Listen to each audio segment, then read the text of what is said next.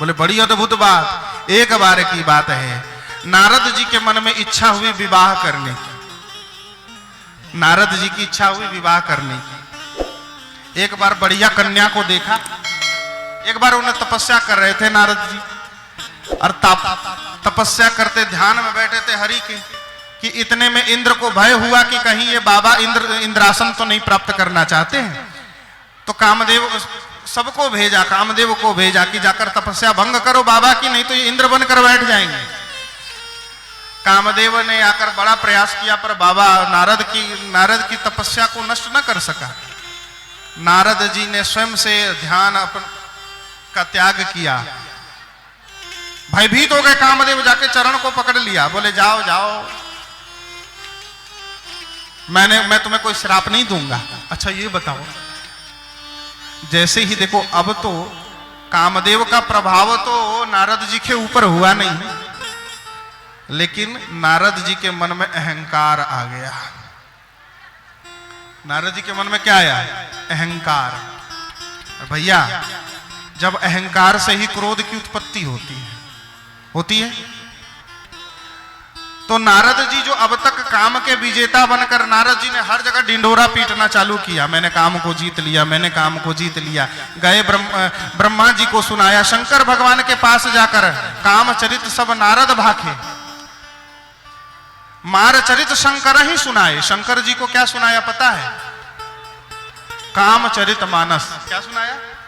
कामचरित मानस। और शंकर भगवान सुनते क्या है? रामचरित मानस। शंकर भगवान ने रामचरित मानस की रचना की है ना जी। और नारद जी ने शंकर जी को क्या सुनाया? कामचरित मानस। शंकर भगवान ने कहा बाबा क्या बात करता है, ये कह रहा है कि हमने कामदेव को ये काम का चरित्र सुना रहा है। शंकर भगवान ने कहा जो कथा हमें सुनाई है जाके नारायण को मत सुनाइएगा। नारद जी ने कहा ये मुझसे जलते हैं, भोलेनाथ मुझसे जलते हैं। मैंने कामदेव को जीता, सबको पता चलना चाहिए कि नहीं चलना चाहिए? सबको पता चलना चाहिए। नारायण के पास पहुंच गए। कामचरित सब नारद भाके, यद्यपि प्रथम बरजी शिव राखे। शंकर जी के मना करने के बाद भी नारायण को भी कामचरित मानस सुनाया। बोले मैंने कामदेव को जीत लिया। भगवान को हंसी आ गई। भगवान ने मन ही मन सोचा कि कामदेव को जीता क्या है तो बाद में पता चलेगा। नारद जी वहां से लौटकर आ रहे थे भगवान के दर्शन को। भगवान ने क्या किया? श्रीनगर बना दिया। कश्मीर में श्रीनगर है ना जी, श्रीनगर बनाया। और वहां के जो राजा थे उनकी पुत्री बड़ी सुंदरी। नारद जी महाराज जब गए उस पुर में, उनकी पुत्री को देखा, बड़ी सुंदरी पुत्री है। बोले बाबा जरा कुंडली देख लीजिए, इसकी कुंडली में कैसा वर है। तो नारद जी कुंडली देखने लगे। कुंडली देखकर नारद जी ने कहा अरे राम राम, ऐसी कुंडली तो किसी की हो ही नहीं सकती। बोले जो इससे विवाह करेगा वो विश्व विजेता होगा। अच्छा, उसे युद्ध भूमि में कोई परास्त नहीं कर सकेगा, सब लोग उसकी सेवा करेंगे। लिखा क्या था कुंडली में पता है? जिसकी सब सेवा करते हैं वही इसका पति होगा। सबकी सेवा, जिसकी सेवा सब करते हैं। किसकी सेवा करते हैं हम सब? भगवान की सेवा करते हैं। हर कोई भाई भगवान की ना सेवा करता है जी। तो भाई जिनकी सब सेवा करते हैं वही इनके पति होंगे। नारद जी ने उल्टा अर्थ लगाया। नारद जी ने सोचा इससे जिसका विवाह होगा उसकी सेवा सब कोई करेंगे। वहां लिखा था जिसे युद्ध भूमि में कोई परास्त नहीं कर सकता वही इसके पति होंगे, अर्थात कौन? भगवान। नारद जी ने सोचा जो इससे विवाह करेगा उसे युद्ध भूमि में कोई परास्त नहीं कर पाएगा। नारद जी ने उल्टा अर्थ लगाया। नारद जी ने सोचा मैं ही विवाह कर लूं तो अच्छा हो। अब देखो नारद जी ढिंडोरा पीट रहे थे, मैंने काम को जीता। अब कैसे काम को जीता भाई? भगवान की माया तो बड़ों बड़ों के छक्के छुड़ा देती। अब सोचा कि इतना कम समय है बच गया है, अब मैं क्या करूं, कहां से इस मुनि रूप में सूख गया शरीर। ये कन्या मुझे देखकर कभी पसंद तो करेगी नहीं, मेरे गले में हार डालेगी नहीं, तो क्या करना चाहिए? बोले कि सुंदर रूप चाहिए। तो एक काम कर, हरि से न मांगो सुंदरता, हरि से ही सुंदरता मांग लेता हूं। तो बोले जाना चाहिए वैकुंठ। फिर सोचा नारद जी ने वैकुंठ जाऊंगा तो बहुत देर हो जाएगी, भगवान को यहीं बुला लेता हूं। भैया भगवान का सेवक जो होता है वो भगवान के पास चलकर जाता है। नारद जी ने कहा देखो एक दुर्गुण जीवन में आया तो कितने दुर्गुण उत्पन्न हो गए। बोले कि भगवान के पास क्यों जाऊं, भगवान को ही बुला लेता हूं और हरि का स्मरण किया। भगवान सही में प्रकट भी हो गए। बोले वरदान मांगिए, कहिए क्या चाहिए। बोले आपन रूप देहु प्रभु मोहि, मुझे अपना रूप दे दीजिए। भगवान ने कहा जिस प्रकार आपका कल्याण होगा मैं वही करूंगा।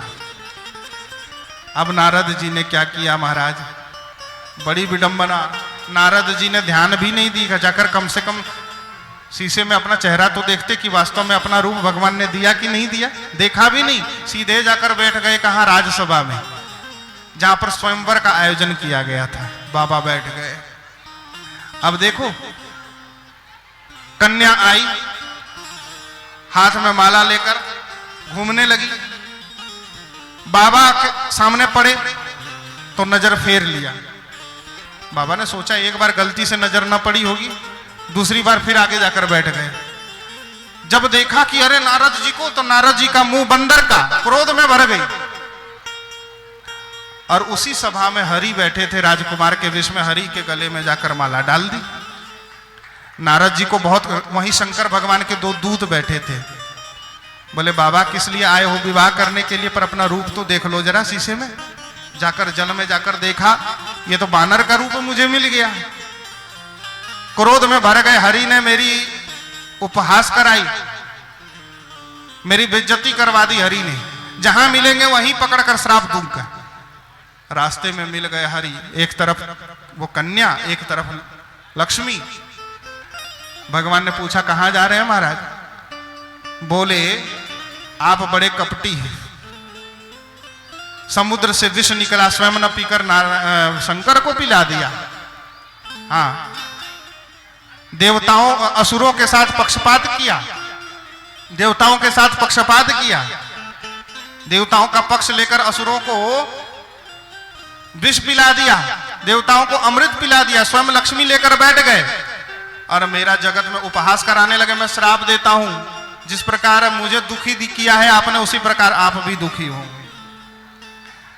मम अपकार कीन तुम भारी, नारी बिरह तुम होब दुखारी। दुखी होगे, और जिस प्रकार मुझे बंदर का मुंह दिया है, बानर ही आपकी सहायता करेंगे। भगवान ने कहा बहुत बहुत धन्यवाद आपको।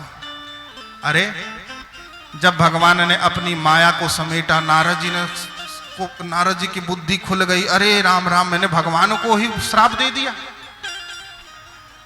तो उन्हीं के श्राप को भगवान ने स्वीकार करके भगवान आगे चलकर बनेंगे राम।